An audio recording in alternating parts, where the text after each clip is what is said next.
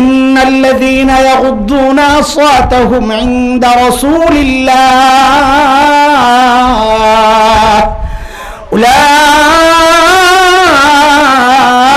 উলাইকাল্লাযীনা ইমতাহানাল্লাহু কুলুবাহুম লিত্তাকওয়া লাহুম মাগফিরাতুন ওয়া আজরুন আযীম। বলেন, পরীক্ষা নিছেন, ফলাফল আল্লাহ জানাচ্ছেন। তারা কি? বলেন, তারা কি? নবীকে জিজ্ঞেস করলাম, ইয়া রাসূলুল্লাহ, ওই যাদেরকে পড়াইলেন ওই বর্বরদের নতুন পরিচয় বলেন। তো আল্লাহর হাবিব যেন বলে উঠলেন, রে আমার সাহাবীদেরকে তোরা বর্বর বলিস না, ওরা আর এখন বর্বর নাই। তো বলে নতুনটাই বলেন না। তো নবী বলেন, খায়রুল কুরুনি কারনি, ওরা আর বর্বর নাই, ওরা এখন মানব ইতিহাসের সর্বশ্রেষ্ঠ মানুষ হয়ে গেছে। আলহামদুলিল্লাহ, আলহামদুলিল্লাহি ওয়া কাফা ওয়া সালামুন আলা ইবাদিহিল্লাযীনা ইসতাফা। أما بعد فأعوذ بالله من الشيطان الرجيم. بسم الله الرحمن الرحيم. لقد من الله على المؤمنين إذ بعث فيهم رسولا من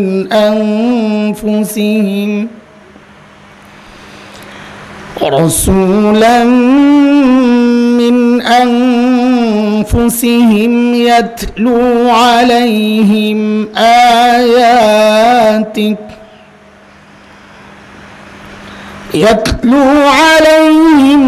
آياته ويزكيهم ويعلمهم الكتاب والحكمة وإن كانوا من قبل لفي ضلال مبين.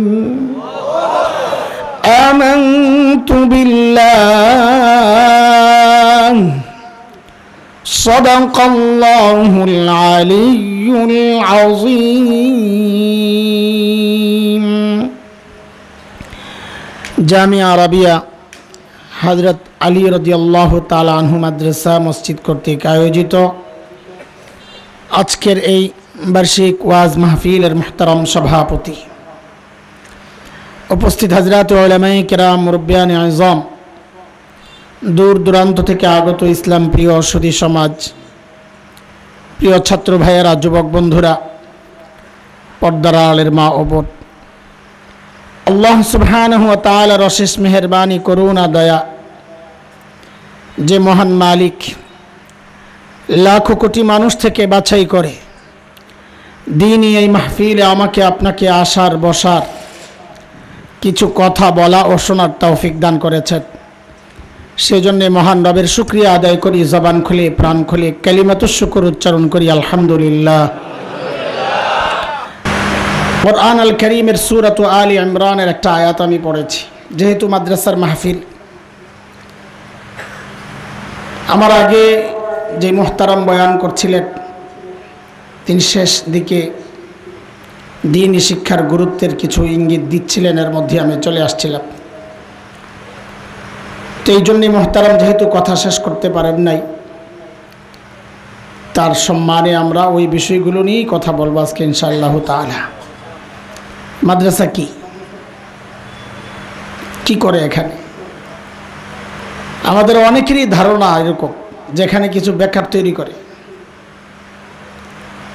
সমাজের কিছু পশ্চাৎপদ মানুষ, সেকেলে গাইয়া ক্ষেত, এইরকম কিছু মানুষের বসবাস এই মাদ্রাসাগুলোতে। এই জন্যে আজকে আমরা মাদ্রাসা চিনব। মাদ্রাসা আজকে কি চিনব? ইনশাআল্লাহ। কথাগুলো মনোযোগ সহ শোনা লাগবে, অমনোযোগী হয়ে কোনো কথা বুঝে নাও আসতে পারে। আমরা একদম গভীর থেকে কথা ওঠাবো তো ইনশাআল্লাহ। মূল জায়গায় ঢুকতে আমার সময় লাগবে, এটা আমার স্টাইল। অনেক লম্বা দূর থেকে ঘুরতে ঘুরতে মূলে যায় কথা শেষ করি। তো এই জন্য শুরুর কথাগুলো, ভূমিকার কথাগুলো একটু মনোযোগ সহ শুনতে হবে ইনশাআল্লাহ। শুনবেন তো ইনশাআল্লাহ? আসেনি মনোযোগ? থুরমি এই গরমের মধ্যে মনোযোগ থাকে নাকি? আজাই রান্তা যেটা মিথ্যা কথা বলি। আল্লাহ আল্লাহ সহজ করে দেন। যদি ওই রাস্তায় গাড়ি ঘোড়া চলে, যদি এমন হয় তাহলে আমার মনে হয় রাস্তাটা বন্ধ না করলে ভালো হয়। চালু না? ওই যে অটো যায়, ঠিক আছে, এরকম 2-4টা আসলে ছেড়ে দিয়ে ওদেরকে আটকায়েন না।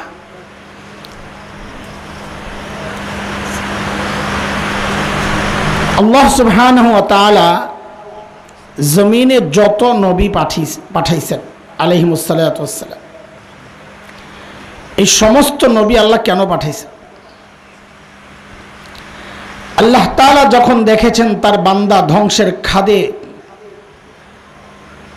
জাহান্নামের রাস্তায় ছুটে চলেছে, ওই বিপদগ্রস্ত বিপন্ন বিপর্যস্ত মানবতাকে রক্ষার জন্যে আল্লাহ সুবহানাহু ওয়া তাআলা যুগে যুগে হযরত আম্বিয়া আলাইহিমুস সালামকে দুনিয়ায় পাঠাইছেন। যেমন হযরত মূসা আলাইহিস সালামকে আল্লাহ দুনিয়ায় কেন পাঠাইছেন? আল্লাহ তাআলা যখন দেখেছেন ফেরাউন এবং তার বংশের লোকেরা বনি ইসরাইলের উপর এমন নির্যাতন চালাচ্ছিল যে বনি ইসরাইল নিঃশেষ হয় প্রায়। নির্যাতনের কিছু ধরন কোরআন আল কারীমের মধ্যে আসছে, কি নির্যাতন চালাইতো। যেমন সূরা ইব্রাহিম 6 নম্বর আয়াত একটা ধরন আসছে। আল্লাহ বলেন, وَإِذْ قَالَ مُوسَى لِقَوْمِهِ اذْكُرُوا نِعْمَةَ اللَّهِ عَلَيْكُمْ إِذْ أَنْجَاكُمْ مِنْ آلِ فِرْعَوْنَ يَسُومُونَكُمْ سُوءَ الْعَذَابِ وَيُذَبِّحُونَ أَبْنَاءَكُمْ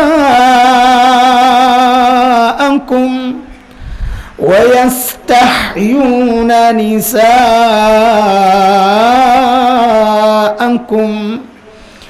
وَفِي ذَلِكُمْ بَلَاءٌ مِّن رَّبِّكُمْ عَظِيمٌ।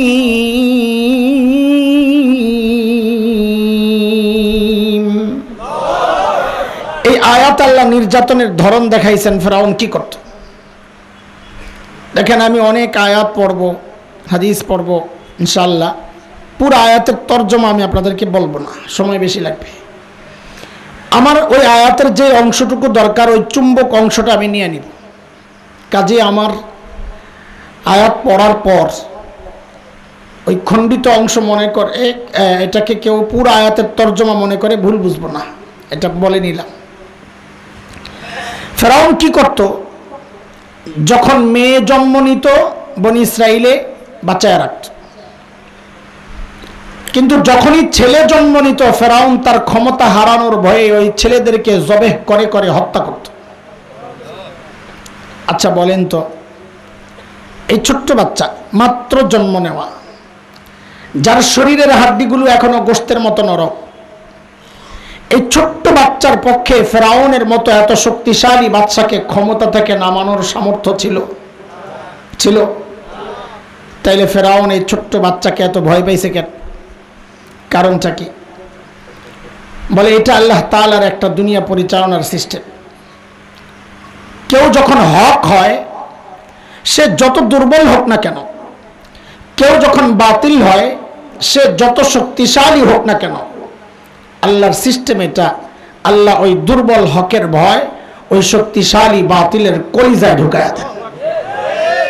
এর জ্বলন্ত প্রমাণ হচ্ছে বাংলাদেশের আলেম ওলামা।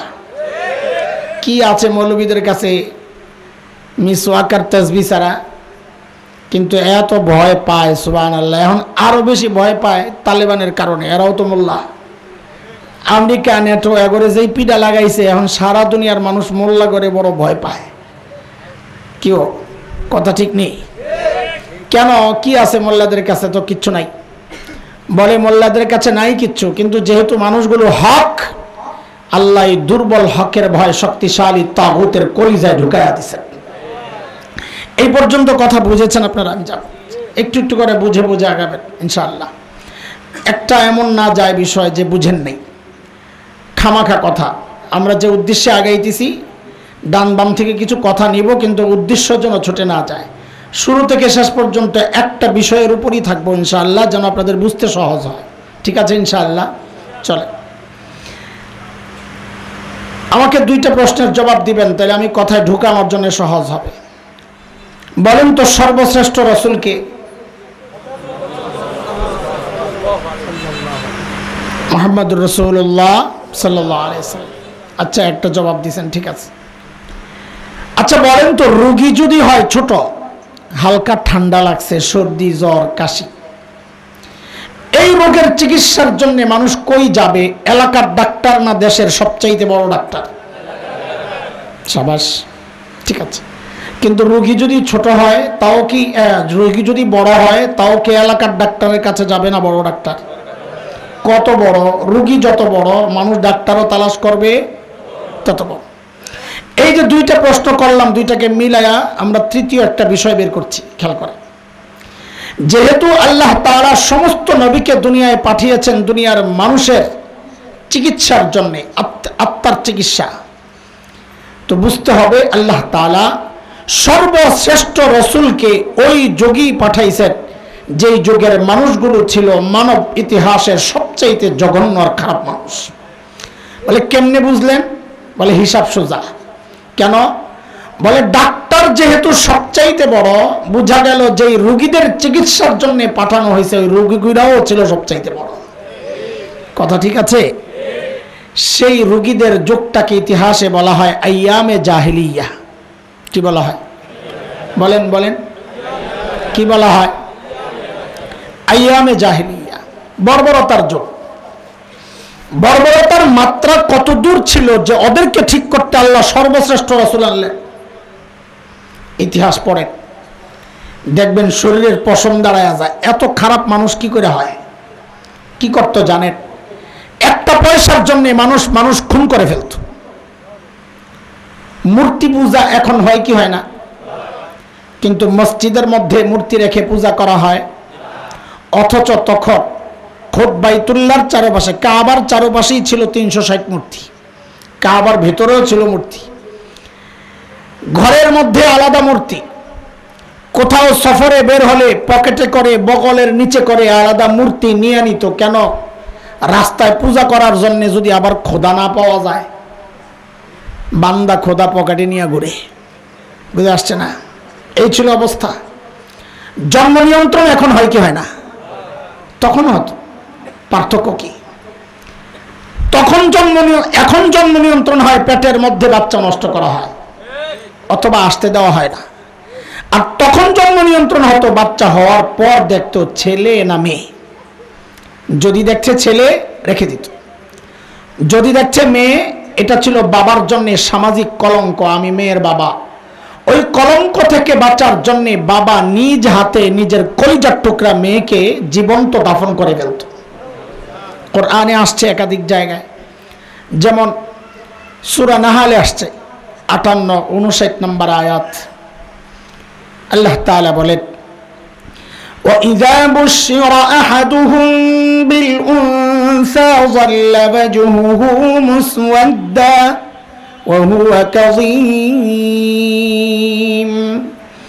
يَتَوَارَىٰ مِنَ الْقَوْمِ مِن سُوءِ مَا بُشِّرَ بِهِ أَيُمْسِكُهُ عَلَىٰ هُونٍ أَمْ يَدُسُّهُ فِي التُّرَابِ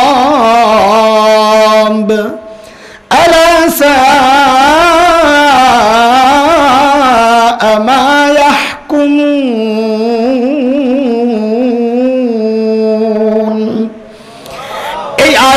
দেখাইছেন তাদের এই অবস্থা।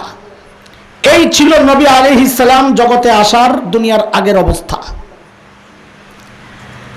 মানুষগুলো দেখেন, এখান থেকে একদম মুখস্থ করার মতো করে শুনবেন। আমি বারবার জিজ্ঞেস করব, বারবার বলবো, যেন মুখস্থ ছাড়া কেউ না বের হয়। আমি চাই যে পুরা বয়ান শুরু থেকে শেষ পর্যন্ত কি বলছি সবাই যেন মাথায় থাকে। ঠিক আছে ইনশাল্লাহ? এমন যেন না হয় যে বয়ান হয়েছে সুন্দর হয়েছে, কি বলছে মনে নেই, এমনটা যেন না হয়। মনে নিয়েই বাড়িতে যাব আজকে, ঠিক আছে নি ইনশাল্লাহ? হ্যাঁ, আমি মুখস্থ করাইতে করাইতে আগাবো ইনশাল্লাহ। হুজুররা বুঝবে শব্দটা, আপনারা বুঝবেন না। সবক, সাত সবক, আমুকতা শুনতে শুনতে আমি বয়ান করি। একটু বলি আবার পেছন থেকে শুনি, একটু বলি আবার পেছন থেকে শুনি, যে বুঝলো কিনা, মুখস্থ হইলো কিনা। পড়াই তো বয়ানও স্টাইলও পড়ানি। আপনাদের এখানেও আসছি, একদম কিতাব বন্ধ করে সোজা আইসা গাড়িতে উঠছি মাগরিবের পর। বলে মাগরিবের পর কী ক্লাস? এটা আপনারা বুঝবেন না, হুজুররা বুঝবে। বছর দাওরায় যারা পড়ে এদের মাগরিবের পর নাই, আসার পর নাই, যখন হুজুর ডাক দেয় তখনই কিতাব লইয়া বয়া পড়ে, লম্বা সময় তারা পড়ে। তো পড়াইয়াই আসছি এখানে, আর কোথাও যাই নাই। একদম সবক থেকে, ক্লাস থেকে নাইমে গাড়িতে উঠছি।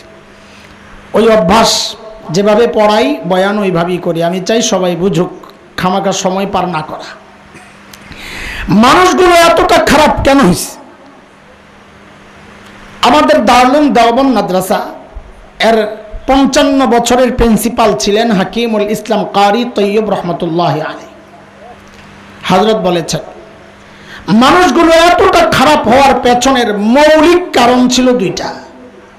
বলেন তো, বলেন, আবার বলেন। এত খারাপ হওয়ার পেছনের মৌলিক কারণ? হ্যাঁ, কারণ বের করেন, আগে কারণ বের করেন, কেন এত খারাপ হয়েছে। তো মৌলিক কারণ কয়টা? 1 নম্বর ছিল জাহালত, মূর্খতা, লেখাপড়া ছিল না। 2 নম্বর ছিল চারিত্রিক অধপতন, চরিত্র খারাপ। দেখেন, এই দুইটা সমস্যা এতটা ভয়ঙ্কর সমস্যা, একটাও যদি কারোর মধ্যে থাকে সেও অপরাধ করে। যেমন একজন ইঞ্জিনিয়ার, সে শিক্ষিত না মূর্খ? বলেন আপনারা, শিক্ষিত। অথচ আমরা লেখাপড়া করতে না করে না ইঞ্জিনিয়ার সাহেব, বরং আমরা জানি ডাক্তার, ইঞ্জিনিয়ার মেধাবী ছেলেপেলেরাই হয়, তাই না? অথচ গত টার্মে আমরা কি দেখেছি? ইঞ্জিনিয়ার সাহেব কন্ট্রাক্টরই পাইছে, ব্রিজ বানাবে। তো এই ব্রিজ বানাইতে গিয়ে ও রডের বদলে বাঁশ ঢুকাই দিচ্ছে। শোনেন নাই? নিচে দিয়ে বাঁশ বের হয়েছে, নিচে দিয়ে। আচ্ছা, ও কি জানতো না এখানে রড ঢুকাইতে হয়? লেখাপড়া করছে না, তো বাঁশ কেন ঢুকাইলো? চরিত্র খারাপ। কি সমস্যা? এই দুইটা সমস্যা এতটা মারাত্মক সমস্যা, একটা থাকলেই মানুষ অপরাধ করে। অথচ ওই সময়ের আরবরা, ওদের না ছিল লেখাপড়া, না ছিল চরিত্র, এই জন্য ওরা এতটা ভয়ঙ্কর অপরাধী হয়ে গেছে। তাহলে আবারও আমাকে বলেন আপনারা, মৌলিক সমস্যা কয়টা? আবার বলেন, আবার বলেন, আবার বলেন, মুখস্থ। এই মৌলিক 2 সমস্যা ঠিক করার জন্যে, সমাধানের জন্যে, সংশোধনের জন্যে, সমাধান হিসাবে আল্লাহ তাআলা আমার নবীকে মৌলিক 2টা জিম্মাদারি আর দায়িত্ব দিয়ে দুনিয়ায় পাঠাইছেন। তো আমাকে আবার জবাব দেন, সমস্যা কয়টা? সমাধান? আবার বলেন, সমস্যা। এটা আমার বয়ানের মূল পয়েন্ট, যেহেতু এটা মুখস্থ করেন তাহলে পরের কথা বোঝা একদম সহজ হবে। বলেন, সমস্যা কয়টা? সমাধান? আল্লাহর হাবিব নবুয়ত পেয়ে ঘোষণা দিলেন, ইন্নামা বুইস্তু মুআল্লিমা বুইস্তু লিউতাম্মিমা মাকারিমাল আখলাক। নবী ঘোষণা দিলেন, আল্লাহ আমাকে শিক্ষক বানায়া দুনিয়ায় পাঠাইছেন। কি বানায়া? আমাদের নবী কি ছিলেন? সবাই জোরে সোরে, আমাদের নবী কি ছিলেন? শিক্ষক। আল্লাহ আমার নবীকে শিক্ষক বানায়া কেন পাঠাইছেন? ওই যে 2 সমস্যার এক সমস্যা মূর্খতা, ওই মূর্খতা দূর করার জন্য। বুঝে আসছে কথা? 2 নম্বর নবী বলেন, আল্লাহ আমাকে সর্বোচ্চ উন্নত চরিত্র দিয়ে দুনিয়ায় পাঠিয়েছেন কেন? আমি যেন এই চরিত্রহীন বর্বর মানুষগুলোর পেছনে মেহনত করে করে ওদেরকে মানব ইতিহাসের শ্রেষ্ঠ চরিত্রবান মানুষ বানাতে পারি। আবারও পিছনে যাই, সমস্যা কয়টা? সমাধান? মাশাআল্লাহ। বলেন আমাদের নবী কি ছিলেন? সবাই বলেন, আওয়াজ করে সবাই বলেন, মুখ খোলেন, আমার সাথে কথা বলা লাগবে পুরা বয়ানে। যদি মনে হয় যে না পারবেন না তো জানগে, আমি একা একা কথা বলতে পারবো না। বলেন আমাদের নবী কি ছিলেন? আবার বলেন কিছু কথাবার্তা। যেহেতু আমি মৌলবীদের আমারে দাওয়াত দিয়ে আনছে কারা? হুজুররা। কারা? মাহফিল কাদের? হুজুরগ। তো ওনাগো পক্ষে বা আমগো পক্ষে কিছু কথা যদি যায় আর আপনাকে যদি একটু কষ্ট লাগে সেটা তো কি করুম কন্ত দেহি? করার কিছু নাই। বলবো না ছাড়বো? আরো জোরে শুনতে চাই। ভিতরে একটা বাইরে একটা কয়েন না। কিছু কথা যদি আপনাকে খারাপ লাগে ওগুলা বলবো না ছাড়বো? আপনারা কি মনে করছেন আপনারা না করলে আমি বাদ দিলাম হইলে? না না না, আমি আসছি কথা বলার জন্য। কার কষ্ট লাগলো কার ভালো লাগলো এটা দেখার জন্য না। আমি তো এখানে কোরআন থেকে প্রমাণ দিয়ে দলিল দিয়ে দিয়ে কথা বলবো ইনশাআল্লাহ। আপনারা শুধু দেখবেন। আপনাদেরকে আমি কষ্ট দেওয়ার জন্য কথাগুলো বলবো না, বলছি না, আল্লাহ সাক্ষী। আমার কথাগুলো বলার একমাত্র উদ্দেশ্য হচ্ছে আপনাদের হৃদয়ে আফসোসের আগুন জ্বালানো। আহারে কি করলাম, বুঝে আসছে কথা? কষ্ট দেওয়া উদ্দেশ্য না, আপনাদের হৃদয়ে আফসোসের আগুন জ্বালানো উদ্দেশ্য। আহারে কি করলাম জীবনে, বাস। আপনারা যারা মাদ্রাসাওয়ালা না, এখানে আলিয়া কওমি আমি আলাদা করতে চাই না। আমরা যারা মাদ্রাসায় পড়ছি, পড়াচ্ছি, পড়েছি, আপনাদের মতো আমাদের গর্বের এত উপলক্ষ নাই। আপনাদের গর্বের উপলক্ষের শেষ নাই। কেউ ডাক্তার তার গর্ব, কেউ ডক্টর তার গর্ব, কেউ ইঞ্জিনিয়ার তার গর্ব, কেউ শিল্পপতি তার গর্ব, কেউ সমাজসেবক তার গর্ব, কেউ জনপ্রতিনিধি, মেম্বার, চেয়ারম্যান, এমপি, কমিশনার, মন্ত্রী তার গর্ব, কারো ছেলে মেয়ে ইউরোপ আমেরিকায় থাকে এটা তার গর্ব। আমরা যারা মাদ্রাসায় আছি আমাদের গর্বের এত উপলক্ষ নাই বটে, তবে একটা আছে, সেটা কি জানেন? আমরা লেখাপড়া যাই করি লেখাপড়া, আমাদের সমস্তের লেখাপড়ার গোড়ায় মুহাম্মদুর রাসূলুল্লাহ সাল্লাল্লাহু আলাইহি ওয়াসাল্লাম। বলে এই পড়া আসছে কোত্থেকে? নবীর থেকে। নবী কোত্থেকে? আসমান থেকে। আমাদের নবীর মাধ্যমে সম্পর্কটা কার সাথে? কার সাথে? আমাদের নবী কি ছিলেন বলেন আবার? শিক্ষক। এটা আমাদের একটা গর্বের পরিচয়। আমার নবী আমার ওস্তাদ। মাঝখানে অনেক ওস্তাদ আছেন আমাদের, যেমন আমাদের হাদিসের মাঝখানে আমার কোথাও 30 জন ওস্তাদ, কোথাও 29 জন, কোথাও 31 জন। যেমন একটা শোনায় আপনাদেরকে উদাহরণ হিসাবে। বুখারী শরীফের নাম শুনছেন তো? না না শুনবেন কোত্থেকে? এখন তো আপনারা বুখারী দেখে দেখে হুজুরকে বিরুদ্ধে ফতুয়া দেন। মাশাআল্লাহ, ভালো। আগে আলেমের কাছ থেকে মানুষ মাসআলা শিখতো, এখন যাওয়া কমায়া দিছে। কেন? নতুন উস্তাদ খুঁজে পাইছে, ফদিলাতুশ শেখ আল্লামা মুফতি ইন্টারনেট লানাতুল্লাহি আলাইহি। কিছু লাগলে এখন হযরতের কাছে জায়গা, আলেমদের কাছে আসে না। কি ভাই কথা ঠিক কিনা? হ্যাঁ, ঠিক না হইলে বললেন যে আপনার এই কথার সাথে আমি একমত না, বললেন, অসুবিধা নাই। ওই হিম্মত আছে বলেই কথা বলতেছি, আলহামদুলিল্লাহ। সেই সুযোগ রাখা কথা বলবো না ইনশাআল্লাহ। হয় আপনি আমার সাথে তর্ক করতে পারবেন কিন্তু জিততে পারবেন না, এটা ঠিক। আমি এমন কথা বলবো না ইনশাআল্লাহ তাআলা। তো বলছিলাম বুখারী শরীফ আপনারা শুনেছেন, আমরা পড়েছি, আলহামদুলিল্লাহ, পড়াচ্ছি, আল্লাহ শুকর, আলহামদুলিল্লাহ। বুখারীর প্রথম হাদিস, ইন্নামাল আ'মালু বিন্নিয়াত, লম্বা হাদিস। এই হাদিসটা নবী পর্যন্ত আমার পাওয়ার যে মাঝখানের মাধ্যম, আমি আমার ওস্তাদের কাছে পড়েছি। ঢাকায় পড়েছি ফরিদাবাদ মাদ্রাসায়। আমার ওস্তাদ ছিলেন শেখুল হাদিস আল্লামা আব্দুল হাফিজ রহমতুল্লাহি আলাইহি। দেওবন্দ মাদ্রাসায় পড়েছি। আমার ওস্তাদ ছিলেন শেখুল হাদিস আল্লামা নাসির খান রহমতুল্লাহি আলাইহি। আমার এই দুই ওস্তাদের ওস্তাদ ছিলেন শেখুল আরব ওয়াল আজম হযরত হুসাইন আহমদ মাদানী নব্বরাল্লাহু মারকাদাহ। তার ওস্তাদ ছিলেন শেখুল হিন্দ মাহমুদ হাসান দেওবন্দি রহমতুল্লাহি আলাইহি। তার ওস্তাদ ছিলেন ব্রিটিশ বিরোধী আন্দোলনের অন্যতম সিপাহ সালার মুজাহিদে মিল্লাত ইমাম কাসেম নানতুবি রহমতুল্লাহি আলাইহি। তার ওস্তাদ ছিলেন শাহ আব্দুল গনি মুজাদ্দিদে দেহলভি রহমতুল্লাহি আলাইহি। তার ওস্তাদ ছিলেন শাহ মুহাম্মদ ইসহাক আদ-দেহলভি রহমতুল্লাহি আলাইহি। তার ওস্তাদ ছিলেন শাহ আব্দুল আজিজ মুহাদ্দিসে দেহলভি রহমতুল্লাহি আলাইহি। তার ওস্তাদ ছিলেন শাহ ওয়ালিউল্লাহ মুহাদ্দিসে দেহলভি রহমতুল্লাহি আলাইহি। তার উস্তাদ ছিলেন আবু তাহের আল মাদানী রহমতুল্লাহ আলাইহি, তার উস্তাদ ছিলেন ইব্রাহিম কুর্দি রহমতুল্লাহ আলাইহি, তার উস্তাদ ছিলেন আহমদ আল কুশাশি রহমতুল্লাহ আলাইহি, তার উস্তাদ ছিলেন আহমদ আশ-শিন্নাবি রহমতুল্লাহ আলাইহি, তার উস্তাদ ছিলেন মুহাম্মদ আর-রামালি রহমতুল্লাহ আলাইহি, তার উস্তাদ ছিলেন জাইনুদ্দিন আল মিসরি রহমতুল্লাহ আলাইহি, তার উস্তাদ ছিলেন আহমদ ইবনে আলী আল হাজার আসকালানি রহমতুল্লাহ আলাইহি, তার উস্তাদ ছিলেন ইব্রাহিম আত-তানুখি রহমতুল্লাহ আলাইহি, তার উস্তাদ ছিলেন আবুল আব্বাস আল হাজ্জার রহমতুল্লাহ আলাইহি, তার উস্তাদ ছিলেন আবু আলী আজ-জুবাইদি রহমতুল্লাহ আলাইহি, তার উস্তাদ ছিলেন আবুল ওয়াক্ত আস-সিজজি রহমতুল্লাহ আলাইহি, তার উস্তাদ ছিলেন আবুল হাসান আদ-দাউদি রহমতুল্লাহ আলাইহি, তার উস্তাদ ছিলেন আবু মুহাম্মদ আস-সারাখসি রহমতুল্লাহ আলাইহি, তার উস্তাদ ছিলেন আবু আব্দুল্লাহ ফিরাবি রহমতুল্লাহ আলাইহি, তার উস্তাদ ছিলেন মুহাম্মদ ইবনে ইসমাঈল ইমামে বুখারী রহমতুল্লাহ আলাইহি,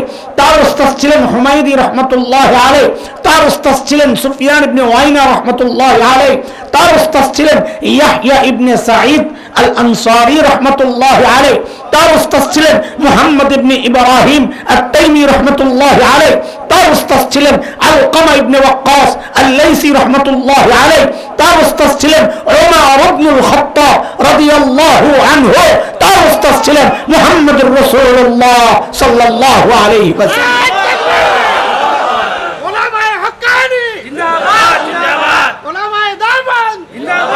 এটা আমাদের গর্ববস্তু, আমরা যাই পড়ি আমাদের গোড়ায় কে? মুহাম্মদুর রাসূলুল্লাহ। এটা প্রত্যেকটা আলেমের গর্ব। কিন্তু শুনেন, মন খারাপ করেন না, এই গর্বের পরিচয় দেওয়ার ঠিকাদারি মৌলবীরা আল্লাহর কাছ থেকে নিয়ে নেন নাই যে আপনারা দিতে পারবেন না। এই সুযোগ আপনাদেরও ছিল, কিন্তু পারছেন না দিতে। কেন? কেন? কারণ যুগ যুগ ধরে কুচক্রীরা আপনার আর আপনার সন্তানের সামনে এমন এক সিলেবাস রেখেছে, যেই সিলেবাসে লেখাপড়া করে এই গর্বের পরিচয় দেওয়া যায় না। আমাদের অনেকগুলো গর্বের পরিচয় আছে, বারবার আমাদের সেই গর্বের পরিচয়গুলোতে একটা একটা করে আঘাত করা হয়। যেমন আমাদের একটা গর্বের পরিচয়, আমাদের বাবাকে বলেন তো, বলেন, আবার বলেন।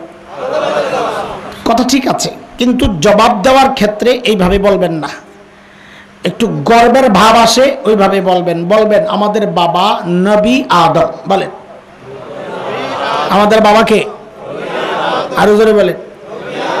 এটা আমাদের গর্বের পরিচয়। আমরা কি জাক্তার সন্তান নাকি? আমরা একজন নবীর সন্তান। আলহামদুলিল্লাহ কর্মিয়া, ঠিক না করে? আমরা একজন নবীর সন্তান। দেখেন আপনি কেন নবী লাগাচ্ছি, একটা ছেলে এমপির ছেলে, বাবার নাম আব্দুল্লাহ। ওকে যদি জিজ্ঞেস করা হয় তুমি কার ছেলে, ও কি বলবে? এমপি আব্দুল্লাহর ছেলে। কি বলবে? নাকি শুধু আব্দুল্লাহ বলবে? কেন? কারণ যদি শুধু আব্দুল্লাহ বলে তো যিনি প্রশ্ন করেছেন তিনি বলবেন দুনিয়ায় কত আব্দুল আছে, তুই কোন আব্দুলের পুত?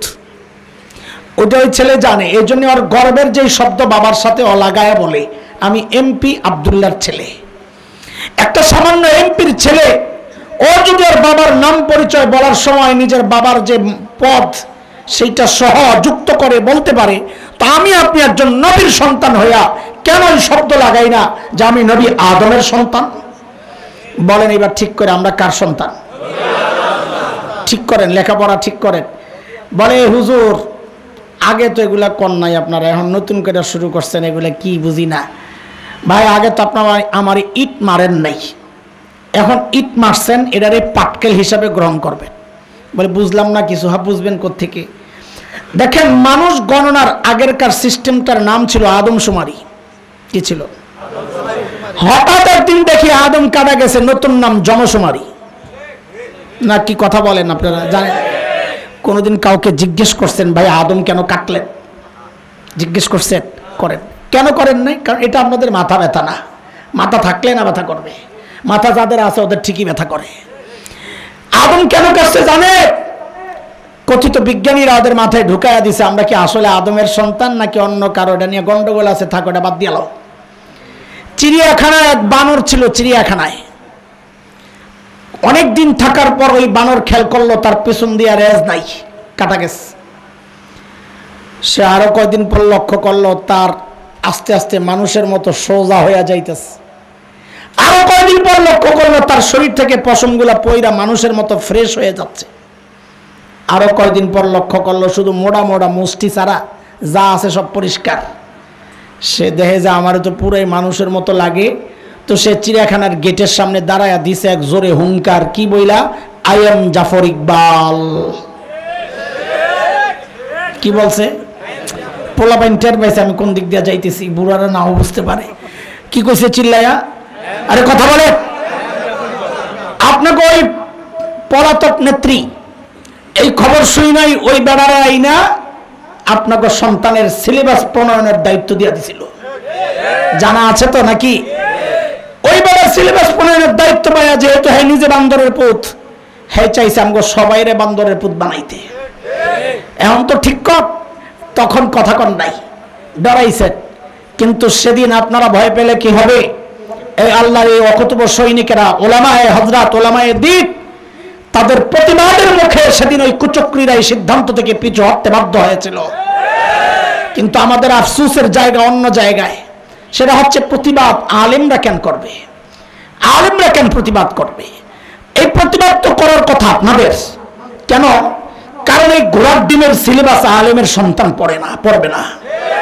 আপনি আবার বলেন না ঘোড়ার ডিমের সিলেবাস কইলেন, আপনি এত তাচ্ছিলেন না। না, ঘোড়ার ডিমের সিলেবাস না, হাট্টি মাটিমের সিলেবাস আর কি। ওইটা যেমন এক অবাস্তব কথা যে মাঠে পারে ডিম, ওদের খাড়া দুটো শিং। দুনিয়ায় এমন প্রাণী শুধু বাংলাদেশের বইয়ে পাওয়া যায় যার শিংও আছে, ডিমও পারে। তা আমি ঘোড়ার ডিম কইলে কি সমস্যা? একই তো কথা। ওই ঘোড়ার ডিমের সিলেবাস আলেমের সন্তান পড়ে না। আলেমের সন্তান তো পড়বে ক্বালা ক্বালা রাসূলুল্লাহ। কাজী প্রতিবাদ করার কথা আপনাদের, আপনারা প্রতিবাদ করেন নাই। আচ্ছা রাখেন, সাম্প্রতিককালে শুরু হয়েছে আরেক শয়তানি। আমাদের ওই যে অনেকগুলো গর্বের ধাপ আছে, আমাদের অনেক গর্বের, আমাদের শিক্ষক নবী, ওখান থেকে আমাদেরকে বঞ্চিত করা হয়েছে। আমাদের বাবা একজন নবী, ওখান থেকে বঞ্চিতের চেষ্টা হয়েছে। আমাদের দ্বীন ইসলাম, এখান থেকে আমাদেরকে সরানোর চেষ্টা হচ্ছে। কেমনে? বাংলাদেশের প্রাথমিক স্কুলগুলো বর্তমান সংখ্যা হচ্ছে ৬৫,৫০০ প্লাস। আচ্ছা আপনারা বলেন, এই পোলাপাইন কথা বইল, এই যে প্রাথমিক বিদ্যালয়ে ইংরেজি বই আছে, আছে নাকি? শিক্ষক তো নাই, আছে নাকি? ও, বাংলা বই আছে, শিক্ষক তো নাই, ওটাও আছে। আচ্ছা অঙ্ক আছে নাকি? ওটার তো শিক্ষক নাই, ওটারও আছে। হায় হায়, কই কি? বিজ্ঞান বই আছে, এটার তো শিক্ষক নাই। তুমি আপনারা জানেন আসলে আছে। হায় আল্লাহ, তাই একটাই অসহায় বিষয় আছে, সেটা হচ্ছে ইসলাম ধর্ম শিক্ষা, যার বই আছে কিন্তু শিক্ষক নাই। জানেন না? জানেন না? জানেন তো যাই না ঘুমান, যাই না ভালো করে ঘুমান। তো পড়ায় কে? শিক্ষক নাই। ওই ঘুরতে ঘুরতে একজনের দায়িত্বে পড়ে, পড়তে পড়তে মাঝে মাঝে এমনও খবর আসে হিন্দুর কাছে যায় পড়ছে, ইসলাম ধর্ম শিক্ষার বই শিক্ষা দেওয়ার দায়িত্ব। হাসেন, আপনাদের লজ্জা হওয়ার কথা, লজ্জা হওয়ার কথা। আমার দিন থেকে আমাকে সরানোর জন্য ওদের চক্রান্তগুলো দেখেন।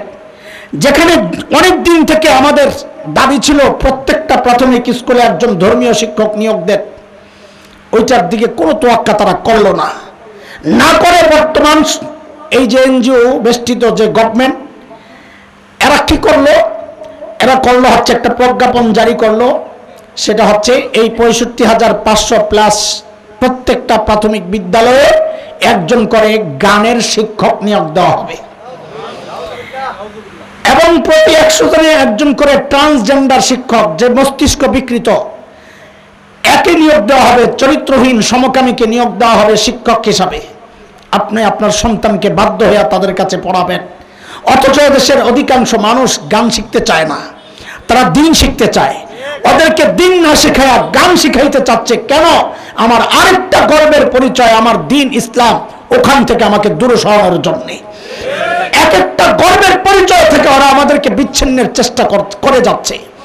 আমি আরেকটা গর্বের পরিচয়ের কথা বলে আমাদের মূল পয়েন্টের দিকে আমি চলে যাব, কিন্তু এটা একটু সময় লাগবে, বলা দরকার, আপনাদের জানা দরকার। বলেন তো আমাদের নবী কাদের নবী? সাবাস, বলেন।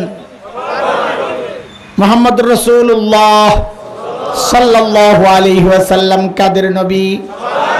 আরো জোরে বলেন। সবার বলতে সারা বিশ্ব মানে সব ধর্মের, হিন্দু গো নবী কথা এই যে ঘুরে গেছে, এতক্ষণ কয় সব, এখন কয় না ইসলাম ধর্মের। আল্লাহ কার? কোরআন কার? কয় আল্লাহর। আরে কাদের জন্য পাঠাইছেন? সবার জন্য, হুদান লিন্নাস, সবার জন্য। নবীও বলেন। আপনারা এটা একটু গভীর থেকে না বুঝাইলে বুঝবেন না। মনোযোগ আসেনি, আমি এই মনোযোগ না থাকলে কথায় ঢুকতে মন চায় না, মাইকেরও সমস্যা। হ্যাঁ বলবো, একটু চিপার কথা বলবো, ভিতর থেকে নিচের থেকে টাইম না বাইর করবো কথা, মনে চায় না আসলে। আগ্রহ লাগবে, আগ্রহ, প্রচন্ড আগ্রহ নাহলে এইগুলো বলা যাবে না। আগে কোন চিৎকার করে কোন বলবো কি বলবো না, পরে আবার বিরক্ত লাগবো না তো, সময় দেরি হইলে মাদ্রাসাওয়ালারা কবে এবার আর দাওয়াত দন যাইব না, এত দেরি করছে, আমরা ঘুমাবো না, আমরা বইয়া পড়ছি, হারা যা মনে চাই বলুক যাইয়া। দেখেন আল্লাহ তাআলা দুনিয়ায় যত নবী পাঠাইছেন, এটা খুব ভালো করে মাথায় বুঝেন, ঢুকান এবং খুব মনোযোগ দিয়ে কথাটা শোনেন। এগুলা যদি জানেন তো বাংলাদেশের বহু ফিতনা আপনার কাছে পরিষ্কার থাকবে।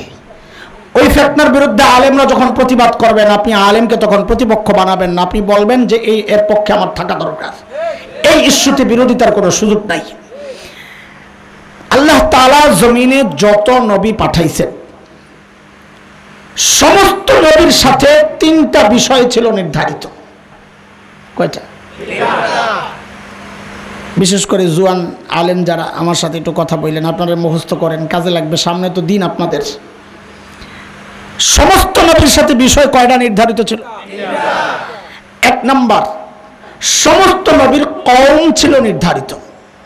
আল্লাহ নির্দিষ্ট একটা গোত্রের জন্য নবুয়ত দিয়া পাঠাইছেন। প্রমাণ, এই কথার প্রমাণ কি? প্রমাণ ছাড়া কোনো কথা বলা যাবে না, শুনবো না আমরা। প্রমাণ কি? প্রমাণ হচ্ছে সূরা সফ 28 নম্বর পারা 6 নম্বর আয়াত। ওই জায়গায় হযরত ঈসার একটা বক্তব্য আল্লাহ তাআলা কোরআনে এনেছেন। হযরত ঈসা কি বলেন? আল্লাহ বলছেন, ওয়া ইয ক্বালা ঈসা ইবনু মারইয়াম ইয়া বানি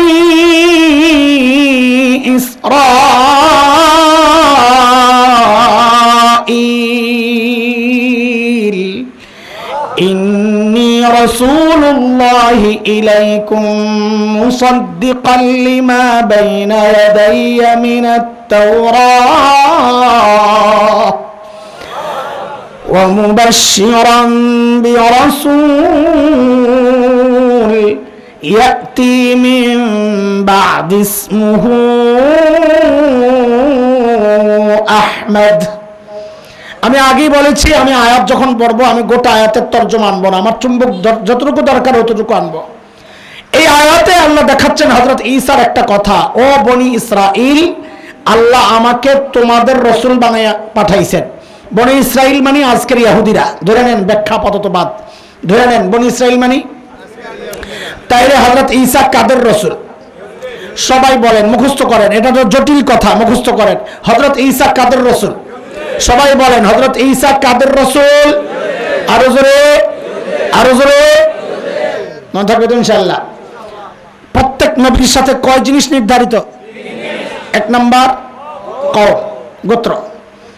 দুই নাম্বার হচ্ছে প্রত্যেক নবীর অঞ্চল, এরিয়া ছিল নির্ধারিত।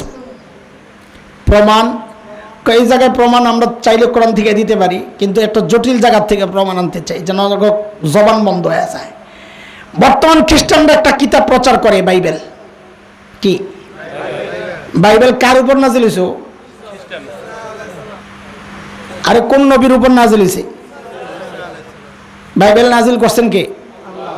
লা হাওলা ওয়ালা কুওয়াতা ইল্লা বিল্লাহিল আলিয়্যিল আযীম। বাইবেল কোন নবীর উপর নাজিল হইছে জানেন না? সাবাস। হযরত ঈসার উপর নাজিল হওয়া কিতাবের নাম বাইবেল না, ওইটার নাম ইনজিল। ওটার নাম কি? মাদ্রাসার ছাত্র বা তরুণ আলেমরা কিছু শব্দ মনে রাখবেন মুখস্থ, তো সারা জিন্দেগি আর এগুলো ভুল হবে না। ফামুন তামুন জাইদুন আসা, ওই আলেমরা বলো আমার সাথে, ফামুন তামুন জাইদুন আসা, বলেন বলেন, ফামুন তামুন জাইদুন আসা। একটু একটু অপেক্ষা করেন, আমি একটু পড়াই লই। ফামুন তামুন জাইদুন, এই চারটা শব্দ মুখস্থ রাখলে সব আসমানি কিতাব কোন ভাষায় কার উপর নাজিল হয়েছে আর ভুলইব না। ফামুন ফুরকান আইন আরবি মিম মোহাম্মদ, ফুরকান কোরআন নাজিল হয়েছে আরবি ভাষায় মোহাম্মদ সাল্লাল্লাহু আলাইহি ওয়াসাল্লামের উপর। তামুন তা তাওরাত আইন ইব্রানি মিম মুসা আলাইহিস সালাম, তাওরাত নাজিল হয়েছে ইব্রানি ভাষায় মুসা আলাইহিস সালামের উপর। জাইদুন জা জাবুর ইয়া ইউনানি দাল দাউদ, জাবুর নাজিল হয়েছে ইউনানি ভাষায় হযরত দাউদ আলাইহিস সালামের উপর। আসা আলিফ ইনজিল সিন সুরিয়ানি আইন ঈসা, ইনজিল নাজিল হয়েছে সুরিয়ানি ভাষা ঈসা আলাইহিস সালামের উপর। ফামুন তামুন জাইদুন আসা, মনে থাকবো নি মুন্সি? ওই যে ক্লাস করাইতেছি। তো হযরত ঈসার উপর নাজিল হওয়া কিতাবের নাম জোরে সোরে কর। কাজী বাইবেল এটা আল্লাহর কিতাব না, এটা শয়তানের নাজিল করা কিতাব। নাজিল হয়েছে খ্রিস্টানদের উপরে, কোন নবীর উপরে না। এটা ওদের বানানো কিতাব, এটা কোন আসমানি কিতাব না। মনে রাখেন কথা, বাইবেল কোন আসমানি কিতাব, এটা ওদের মন গড়া বানানো কিতাব। কিন্তু লেখছে তো লেখছে, কিছু পণ্ডিতে করতে যায় ধরা খাইছে কি, ওই বাইবেলের মধ্যে এক জায়গায় আছে, আমরা চ্যালেঞ্জ করে বলছি, কথা ফালতু না। আমার যদি কেউ চ্যালেঞ্জ করে আমি দায়িত্ব নিয়ে বলছি, আমি দলিল দিব, প্রমাণ দিব, আমার কাছে আছে। আজকের এই বাইবেলের মধ্যে আছে হযরত ঈসার একটা বক্তব্য। কি সেটা? হযরত ঈসা বলেছেন, আল্লাহ আমাকে ফিলিস্তিনের একটা নির্দিষ্ট অঞ্চলের নবুয়ত দিয়া পাঠাইছেন। তার মানে ফিলিস্তিনের নির্দিষ্ট অঞ্চল মানে আজকের ইসরায়েল, আজকের। কাজী হযরত ঈসার নবুয়তের এরিয়া কোনটা বলেন? কওম কারা? ইহুদিরা। এলাকা কোনটা? ইসরায়েল। 3 নাম্বার, দুইটা গেল, কওম নির্ধারিত, অঞ্চল নির্ধারিত। 3 নাম্বার, সমস্ত নবীর টাইম ছিল ফিক্সড, মেয়াদ নির্ধারিত, যে এই থেকে এই সময় পর্যন্ত আপনার নবুয়ত, মেয়াদ শেষ, নবুয়ত শেষ। একমাত্র নবী আমাদের নবী, এটা আমাদের যে গর্বের পরিচয় বলছি, আমরা কার উম্মত টের তো পান না। আমাদের নবী, তাকে আল্লাহ নির্দিষ্ট এই 3টার একটাও নির্ধারণ করেন নাই।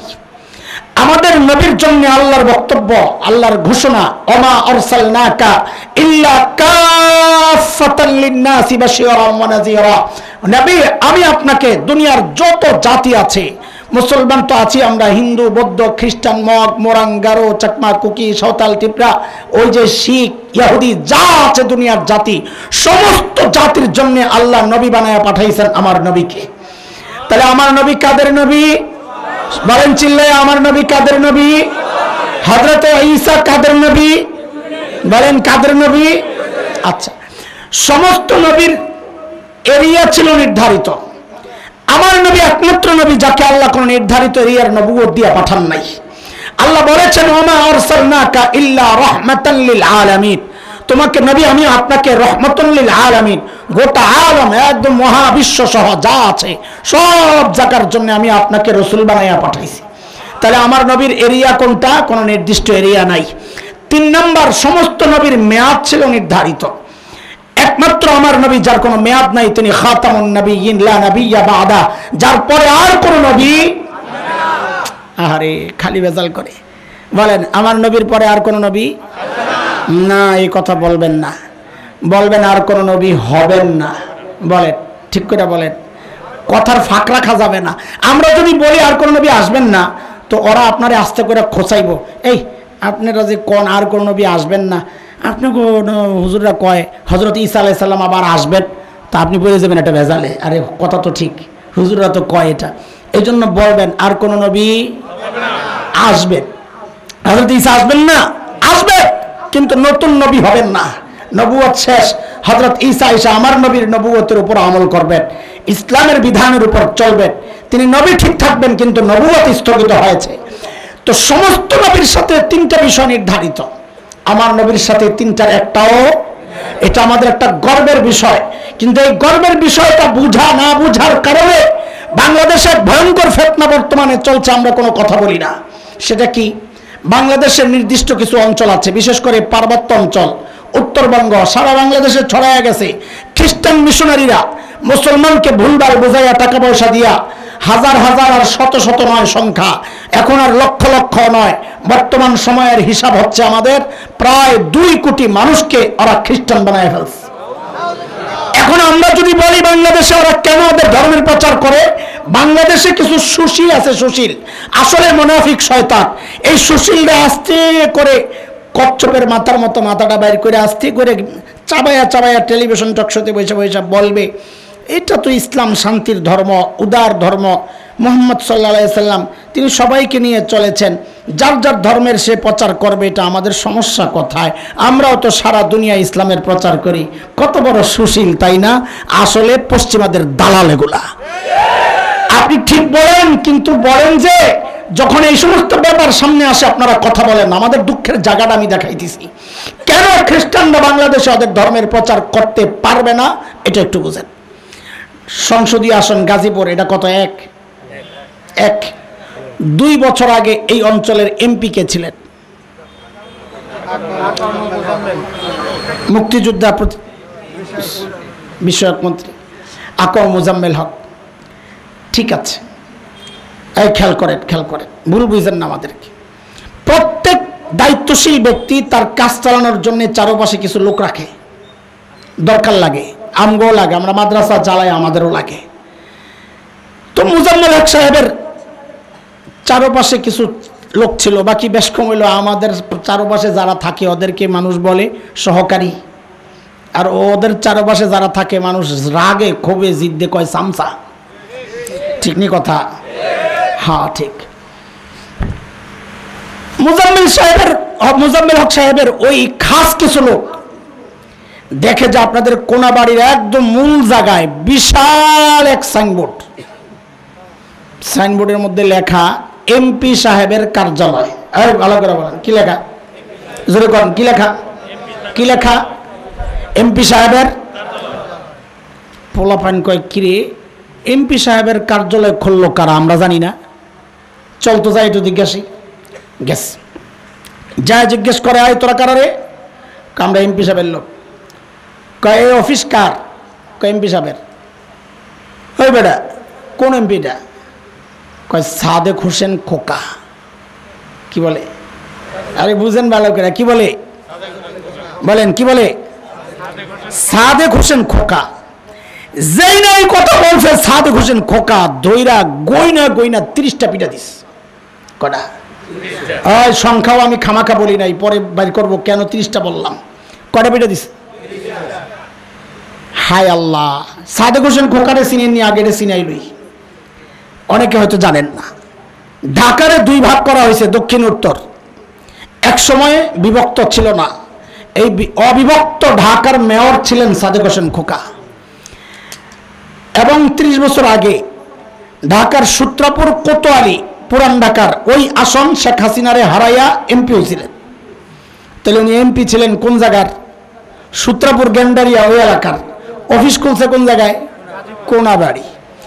এই কথা শোনার সাথে সাথেই পিঠা দিছে কয়টা? জোরে বলেন না। পিঠা পুডা খাইয়া ওরা আইসে আমগো হুজুরের কাছে, আমগো ওই যে আব্বাস হুজুরের কাছে। এমপি সাহেব হুজুর একটা বিচার লই আইছি। কি বিচার? কয় এই যে এই লোকগুলা আমার 30টা পিঠা দিস, আপনি বিচার করেন।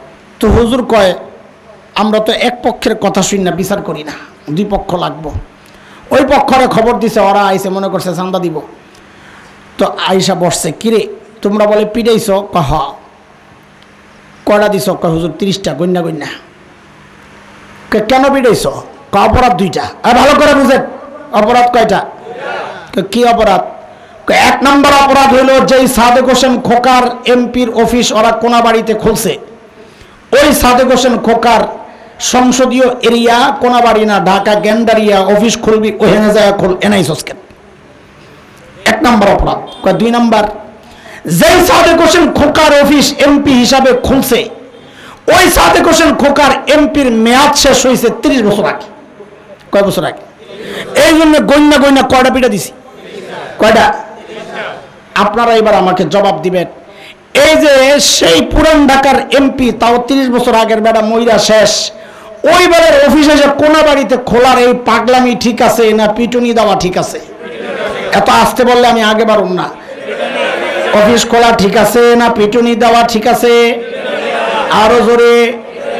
সবাই না বললে আগাবো না। পিটুনি দেওয়া ঠিক আছে না অফিস খোলা ঠিক আছে? এটা খুব ভালো বুঝেন, রাজনীতি তো। কিন্তু যখনই এইরকম একটা অবস্থা দ্বীনের ব্যাপারে আসবে, আপনি আস্তে করে সুশীল হয়ে যান বাইমাস। দোস্ত, কেন বাংলাদেশে খ্রিস্টানরা ওদের ধর্মের প্রচার করতে পারবে না? বলে ওদের অপরাধ একটা না, দুইটা না, ওদের অপরাধ তিনটা। কয়টা? আর জোরে বলেন কয়টা? বলে কি তিন অপরাধ? বলে এক নাম্বার অপরাধ হচ্ছে যেই নবী ঈসার ধর্মের প্রচার ওরা বাংলাদেশে করছে, ওই নবী ঈসার নবুয়তের এরিয়া বাংলাদেশ না, তোমাদের বাইবেলে আছে ওটা হচ্ছে ইসরায়েল। কাজেই হযরত ঈসার ধর্মের প্রচার যদি করতে হয়, অফিস যদি খুলতে হয়, ইসরায়েলে যায়া খোলো, বাংলাদেশে আসো কি জন্য?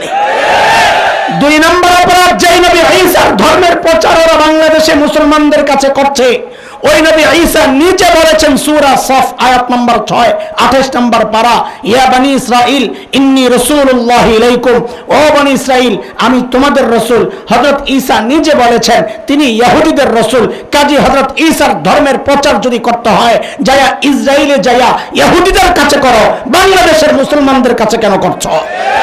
বলে তিন নম্বর অপরাধ, বলে এটা তো আরো মারাত্মক। যেই নবী ঈসার ধর্মের প্রচার ওরা বাংলাদেশে করছে, ওই নবী ঈসার নবুয়তের মেয়াদ শেষ হয়ে গেছে 1400 বছর আগে। এই জন্য ওদেরকে ধইরা, প্রত্যেকটারে ধইরা 1400 করে পিটা দেওয়া দরকার। কথা বলতে কয়টা কয়টা কয়টা? আমরা 1400 পিটা দিতে চাই না, আমরা সতর্ক করতে চাই, আপনাদেরকে জাগাতে চাই। সমস্যাটা কোথায়? সমস্যার মূল হচ্ছে এটা, আমাদের গর্বের পরিচয় আমার নবী হচ্ছেন রহমাতুল লিল আলামিন। আমাদের গর্বের পরিচয়, আমার নবীকে আল্লাহ উন্মুক্ত করেছেন, গোটা দুনিয়ার নেতা বানাইছেন। তিনি নির্দিষ্ট এরিয়ার কোন নেতৃত্ব না, সারা দুনিয়ার নেতৃত্বে তিনি। সেই নবীর সরাইয়া তার অঞ্চলে আইসা তুমি তোমার নবুয়তের দাবি করবা, এটা হইতে পারে না। তাদের উদ্দেশ্য শুধু এই পর্যন্ত না দোস্ত, তাদের ইতিহাস পড়ে, দুনিয়ার ইতিহাস পড়ে তো দেখেন যায় পূর্ব তিমুরের অবস্থা।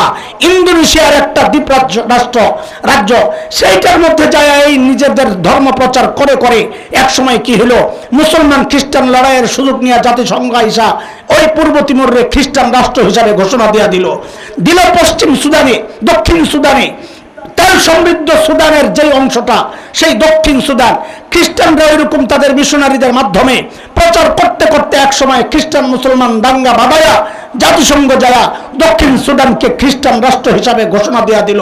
এই পায়তারাই চলছে বাংলাদেশে। বাংলাদেশের মানুষের চিন্তা চেতনা, কৃষ্টি, কালচার শুধু ধ্বংসই তারা করছে না, এই যা দেখছেন আপনারা বর্তমান গভর্নমেন্টের নানান সিদ্ধান্তগুলো, এগুলো একটা মিশন আছে। এই নির্দিষ্ট টাইম পর্যন্ত এদেশের মানুষের আকীদা বিশ্বাস ধ্বংস করতে হবে। কারণ গাজী সালাহউদ্দিন আইয়ুবী বলেছিলেন, কোন জাতিকে যদি যুদ্ধ ছাড়া পরাজিত করতে হয়, ওই জাতির আখলাক, চরিত্র, চিন্তা, চেতনা, কৃষ্টি, কালচার ধ্বংস করে দাও, তাদেরকে পরাজিত করার জন্য যুদ্ধের প্রয়োজন হবে না। এই চিন্তায় তারা বাংলাদেশে তাদের কার্যক্রম শুধু চালাচ্ছে না, বাংলাদেশের পার্বত্য অঞ্চল, বাংলাদেশের উত্তরবঙ্গ, এই সমস্ত অঞ্চলগুলোকে আলাদা করে টুকরা করে এদেশের স্বাধীনতা, সার্বভৌমত্ব, রক্তে কেরাই স্বাধীনতাকে শেষ করার জন্য তারা চক্রান্ত চালাচ্ছে। আমরা যখন প্রতিবাদ করব, তখন আমাদের শত্রুরা তো বলেই আমরা জঙ্গি, আমরা উগ্রবাদী, আমরা মৌলবাদী। আমাদের আফসোসের জায়গা হচ্ছে মুসলমান তার নবী না চেনার কারণে মুসলমান তাদের পক্ষে সায় দেয়। আমরা মনে করি এরা হয় মুসলমান না মুনাফিক, অথবা তাদের নবীকে চেনে না। তারা চিনুক আর না চিনুক, ইমানদাররা তো চিনে। সেই ইমানদারদেরকে আমরা জাগাতে চাই। দোস্ত জাগো, আওয়াজ উঠাও। বাংলাদেশের উলামাদের সাথে এই জায়গায় বিরোধিতায় না জড়াইয়া, উলামাদের হাতে হাত রেখে, কাঁধে কাঁধ মিলিয়ে, মুষ্টিবদ্ধ হাত উঠিয়ে একসাথে উচ্চারণ করতে হবে, বাংলাদেশে কোনো নাস্তিকতার চর্চা করতে দেওয়া তো হবেই না। বাংলাদেশের এই রক্তে কেনা স্বাধীনতা রক্ষার জন্য যদি আবারও যুদ্ধের প্রয়োজন হয়, আমরা যুদ্ধ করব ইনশাআল্লাহ, যুদ্ধ করব ইনশাআল্লাহ।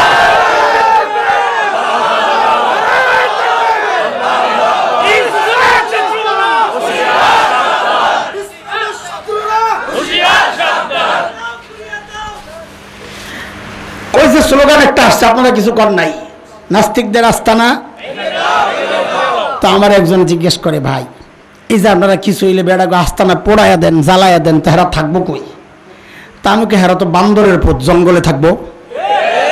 আইসে কে এনা আসলো কেন? এরা তো মানুষের ছেলে না, সন্তান না, এরা তো নিজেরাই কয় এরা বিজ্ঞানী, ওই মুসলা সুর বিজ্ঞানী। নেট থেকে আই এম জাফর ইকবাল মনে আসেনি তো গো? লা হাওলা ওয়ালা কুওয়াতা ইল্লা বিল্লাহ। দোস্ত কথাগুলো বলছে, এগুলো আমাদের গর্বের পরিচয়, আমাদের এক গর্বের পরিচয়। আমাদের সব শিক্ষার গোড়ায় কে? আপনাদেরকে সেই গর্বের পরিচয় থেকে বঞ্চিত করা হয়েছে। আমাদের আরেক পরিচয়, আমরা একজন নবীর সন্তান। এই গর্বের পরিচয় থেকে বঞ্চিতের চেষ্টা হয়েছিল, ব্যর্থ হয়েছে। আমাদের আরেক গর্বের পরিচয় আমাদের দ্বীন ইসলাম। এই গর্বের পরিচয় থেকে আমাদেরকে নানানভাবে আমাদেরকে বঞ্চিতের চেষ্টা করা হচ্ছে। আমাদের আরেক গর্বের পরিচয় আমাদের নবী, সারা দুনিয়ার নবী, শ্রেষ্ঠ নবী, সেই গর্বের পরিচয় তারা আঘাতটা হানছে।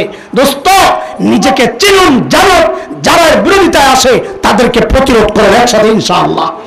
আল্লাহ কবুল করেন। ওই পিছনে যায় আবার সমস্যা কয়টা ভুলে গেছেন না? আছেন? ভুলেন নাই তো না? পড়া মনে আছে? সমস্যা কয়টা? সমাধান।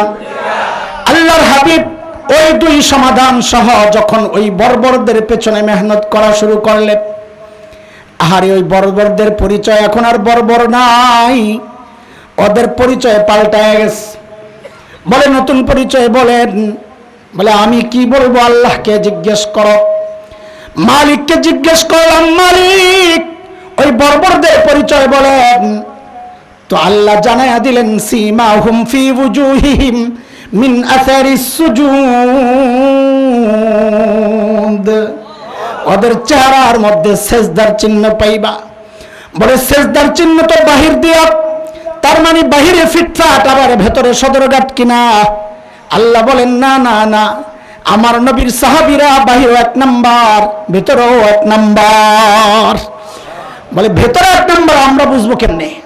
তো আল্লাহ যেন বলেন, রে বান্দা, তোর বুঝার দরকার কি? আমি ওদের ভেতরের পরীক্ষা নিয়েছি, আমি দেখেছি আমার নবী পড়াইছেন। এই একটু বলেন তো, যিনি পড়ান ফাইনাল পরীক্ষা তিনি নেন না আরেকজন? যদি বলেন না তাড়াতাড়ি। যিনি পড়ান ফাইনাল পরীক্ষা তিনি নেন না আরেকজন? আরেকজন নেই। তো আল্লাহ বলতেছেন, পড়াইছেন আমার নবী। পড়াইছেন কে? সাহাবীদেরকে পড়াইছেন কে? আল্লাহ বলেন, পড়াইছেন আমার নবী, পরীক্ষা নিয়েছি আমি। পরীক্ষা নিছেন? পরীক্ষা নিছেন? কিসের পরীক্ষা? সাহাবীদের ভেতরের পরীক্ষা। আল্লাহ বলেন ওই পরীক্ষায় ওরা পাস, ওই পরীক্ষায় ওরা। সূরা হুজুরাত 26 নম্বর পারা 3 নম্বর আয়াত পড়ে দেখেন। আল্লাহ বলেন, ইন্নাল্লাযীনা ইয়াগুদ্দুনা আসওয়াতাহুম ইনদা রাসূলিল্লাহ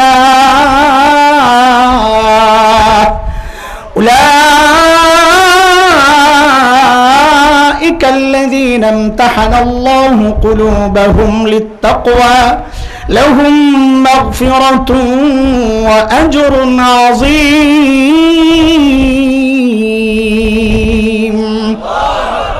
বলেন পরীক্ষা নিছেন, ফলাফল আল্লাহ জানাচ্ছেন। তারা কি? বলেন তারা কি? নবীকে জিজ্ঞেস করলাম, ইয়া রাসূলুল্লাহ, ওই যাদেরকে পড়াইলেন ওই বর্বরদের নতুন পরিচয় বলেন।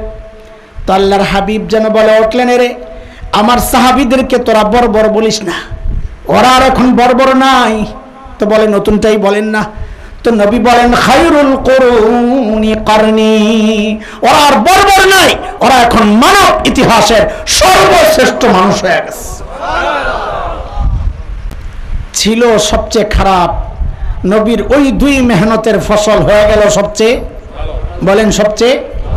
ওই যে বলেছিলাম মাদ্রাসায় কি কাম, মনে আছে নি? আমাদের আলোচনার বিষয়বস্তু মনে আছে? এই যে আইসি গোড়ায়, মাদ্রাসার কাম কি? মাদ্রাসার কাম ওইটাই। নবী আলাইহিস সালাম যেই দুই মেহনতের দ্বারা দুনিয়ার সবচেয়ে খারাপ মানুষগুলোরে সবচেয়ে ভালো মানুষ বানাইছে। সমস্ত মাদ্রাসায় একই মেহনত চলছে, আল্লাহর কালামের তালিম দেয়, নববী দীক্ষায় দীক্ষিত করে।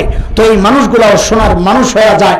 বলে সোনার মানুষ কেমনে, সে কথা একটু পরে আসতেছি। আমি আগেই বলেছি আপনাদের অনেকের কষ্ট লাগতে পারে, কষ্ট নিয়েন না, আমারে মাফ করে দিয়েন।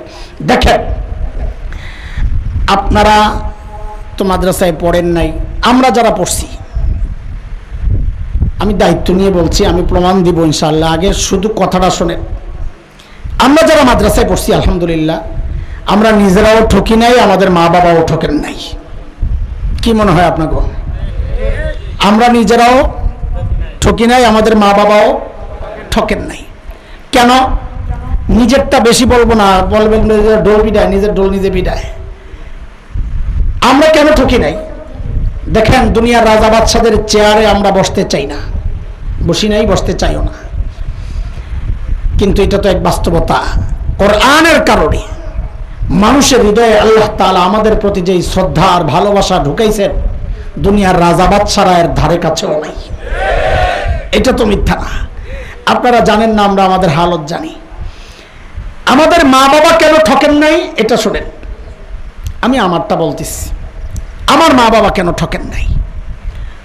কারণ আমি এক মানুষ, আমার মনে পড়ে না সারা বছরে কোনো দিন এমন ফাঁকা যায় যেদিন আমি বলি না রব্বির হামহুমা কামা রব্বায়ানি সগীরা। আমার মনে পড়ে না। আমার মা বাবা জিতছেন না ঠকছেন? শুধু কি তাই? শুধু তাই না, আমাদের গ্রামের বাড়ি কুমিল্লায়। আমরা বড় হয়েছি ঢাকাতে 11 রোডে, কিন্তু আমার অরিজিনাল দাদার বাড়ি কুমিল্লা। গ্রামের বাড়িতে মাদ্রাসা আছে, মাদ্রাসার পেছনেই ঠিক আমার মা বাবার কবর।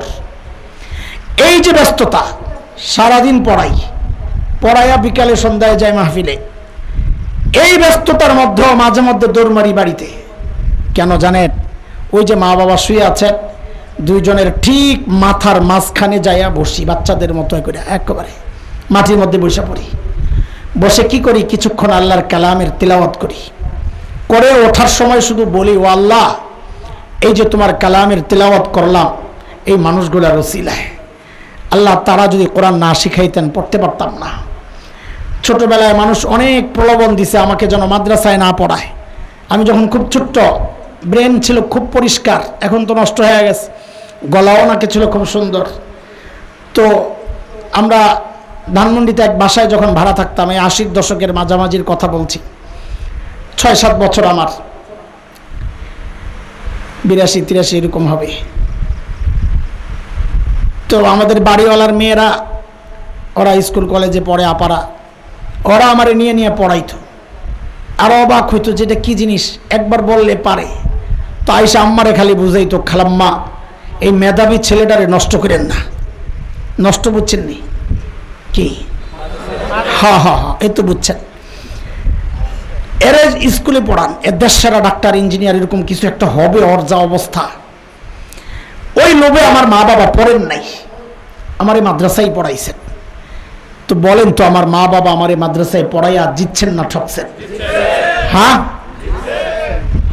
আপনারা যারা সন্তানকে দিন শেখাচ্ছেন না, ভাবতেছেন মাদ্রাসায় পড়াইলে ভবিষ্যৎ কি, আপনাদের কি বলবো, কথা তো ঠিক নাই। আপনাদের খালি দ্বিমুখী নীতি, 2 রকম কথা। এই আপনারা আরেক হুজুরের দিকে তাকায়া বলেন, হুজুর গো কাম কি, খালি খায় আর খায়, খায় আর খায়, খায় খালি খায়। এই আপনি আবার যখন আপনার সন্তানকে মাদ্রাসায় দিতে বলি, ভাই বাচ্চাটারে মাদ্রাসায় দেন, তো এই আপনি আবার বলেন মাদ্রাসায় পড়ে খাইব কি? দেন অবস্থা। কথা বুঝেন নাই আপনারা? টের পাইছেন কোন জায়গায় ভুল করতেছেন? ভুল সারা জীবনই করতেছেন। আমরা একটু ধরাইয়া দিই যেন সতর্ক হন, লজ্জা দেওয়ার জন্য না। অন্যের ব্যাপারে খালি কি কয়, হুজুরা খালি খায় আর খায়। তো ভাই আপনার বাচ্চাটা মানুষে দেন, মানুষের বেড়ে খাইব কি? তো একটু আগে কি করলেন আপনি? তার মানে কথা ঠিক নাই, সিদ্ধান্ত নিতে পারছেন না। আপনারা যারা সন্তানকে দিন শেখাচ্ছেন না, আমি দায়িত্ব নিয়ে বলছি এবং প্রমাণও দিব কিছু ইনশাআল্লাহ, আপনারা নিজেও ঠকেছেন, সন্তানকেও ঠকাচ্ছেন। নিজেও ঠকেছেন, সন্তানকেও ঠকাচ্ছেন। কেন? কারণ হচ্ছে, সন্তানকে কেন ঠকাচ্ছেন জানেন? আমরা আমাদের কথা কিচ্ছুই বলবো না, সমাজ বাস্তবতা আপনাদের চোখে আঙ্গুল দিয়ে একটু দেখাইয়া দিই। কেন ঠকেছেন, কেন সন্তানকে ঠকাচ্ছেন? কয়েক বছর আগে, 7-8 বছর হইতে পারে, মানব জমিন পত্রিকার এক রিপোর্ট, সেটা হচ্ছে উচ্চ শিক্ষার হার যত বাড়ছে, উচ্চ শিক্ষা মানে মাদ্রাসা শিক্ষা না, জেনারেল, উচ্চ শিক্ষার এই জায়গায়ও ভুল। আমি বলি, আমি যদি ভুল ধরাইয়া দিই আপনাকে দেখবেন খালি ভুল আর ভুল। আচ্ছা, উঁচু মানে যারা উঁচুতে না, নাকি না নিচে? আমারে বলেন, জবাব দেন। উচ্চ মানে কি উপরে থাকে না নিচে থাকে? তো আমাদের এই যা শিখছি আমরা, এটা আইসে আসমান থেকে। আপনার ওটা তৈরি হয়েছে জমিনে, জমিনে তৈরি হয়ে আপনার ওটা হয়ে গেল উচ্চ শিক্ষা, আর আমরা এলো আসমান থেকে, ওটা হলো নিচে শিক্ষা। দেখছেন ভুলের অবস্থা বুঝতেছেন তো? আমি ধরাই দিয়ে টিকবেন না সামনে, এই জন্যই বললাম তর্ক করতে পারবেন কিন্তু জিততে পারবেন না। তো ওই পত্রিকার রিপোর্ট হচ্ছে, উচ্চ শিক্ষার হার যত বাড়ছে, সন্তানের সাথে বাবা মায়ের দূরত্বটাও তত বাড়ছে। এটা কোরআন হাদিসের কথা না বাস্তব? আর জোরে বলেন না। যত লেখাপড়া বাড়ে সন্তান বাবা মার থেকে তত দূরে যায়। এটা যে বাস্তব তার জ্বলন্ত প্রমাণ হচ্ছে বাংলাদেশের বৃদ্ধাশ্রমগুলো। আমি আপনাদেরকে একটা সূত্র দিই, সার্চ দিলে পাইবেন। বৃদ্ধাশ্রম, ঈদের দিন, ঈদ, এইরকম কিছু লেখা ইউটিউব সার্চ দিলে পাইবেন। আমারে 4 বছর আগে মনে হয় একজনে পাঠাইছিল ঈদের দিনের একটা ভিডিও। কোন টেলিভিশন একটা ডকুমেন্টারি করছে ঈদের দিনে বৃদ্ধাশ্রমে বুড়া বুড়ি ঈদ উদযাপন কেমনে করে। তো তারা গেছে সাংবাদিকরা, যা দে বুড়া বুড়ি পেয়ালার মধ্যে ফিন্নি সিন্নি এগুলা সেমাই টেমাই নিয়ে খাচ্ছে একা একা। আরে আজকে দিনই সমাজ হইলে তার চারপাশে দাদা নাতি নাতি সব পাশে ঘুরতো, বকশিস চাইতো, সেলামি চাইতো, দুষ্টামি করতো, কত আনন্দ কাটতো। এখন তার চারপাশে কেউ নাই। তো সাংবাদিকের কাছে যায়, মুখ ফিরায় নেয় লজ্জায়, চেহারা আসবে টিভিতে, আপনি অবাক হবেন। ওই যে বুড়া বুড়ি দেখবেন একজনও পাবেন না কোনো নিম্ন শ্রেণীর, হাই সোসাইটি, এলিট শ্রেণী সমাজের, এরা বৃদ্ধাশ্রমে। তো সাংবাদিক যখন যায় জিজ্ঞেস করে, আমি খেয়াল করেছি চোখ দিয়ে ঝরঝর করে পানি পড়তেছে, ঈদের দিন বলতেও পারে না। ওদের চোখের পানি দেখে বুড়া বুড়ি ঈদের দিন কান্না করতেছে, আমি তো মানুষ রে ভাই, পাথর তো না। ওদের কান্না দেখে চোখ দিয়ে ঝরঝর করে আমারও পানি পড়েছে। কিন্তু একটা জিনিস চিন্তা করে গর্বে আমার বুকটা ফুলে গেছে, সেটা কি জানেন? ওই বুড়ি যখন পরিচয় দিচ্ছে তার ছেলে সন্তান বাচ্চারা কে কোথায় কি করে, এই পরিচয় দেওয়ার সময় আমি খুব ভালো করে শুরু থেকে শেষ পর্যন্ত লক্ষ্য করেছি, একজন বুড়িও তার পরিচয় দেওয়ার সময় বলেন নাই আমি হাফেজের মা। একজন বুড়াও তার পরিচয় দেওয়ার সময় বলেন নাই আমি আলেমের বাবা। একজনও বলেন নাই। কেন? কারণ হাফেজ আর আলেম এই কথা তার বাবা মা বলতে পারেন না। 2-4টা বিচ্ছিন্ন ঘটনা ঘটতে পারে, বিচ্ছিন্ন বিষয় কখনো প্রমাণ হয় না, এটা আপনাদের জানা। কিন্তু কেন? কারণ তাকে শুধু কোরআন শেখানো হয় নাই, তাকে শেখানো হয়েছে তোমার মায়ের পায়ের তলে তোমার জান্নাত। এই জান্নাত ও বৃদ্ধাশ্রমে ফালায় আসতে পারে না। সন্তানের ক্যারিয়ার করে নিজের সব শেষ করেছেন, আজকে সন্তান আপনাকে বৃদ্ধাঙ্গুলি দেখায় চলে গেছে। দোস্ত, একটা ছোট্ট উদাহরণ দিই, তারপর আমি হাসরের মাঠে যাইয়া শেষ করে দিব ইনশাআল্লাহ। অল্প কয়েক মিনিট লাগবে ইনশাআল্লাহ, ধৈর্য ধরে শুনে।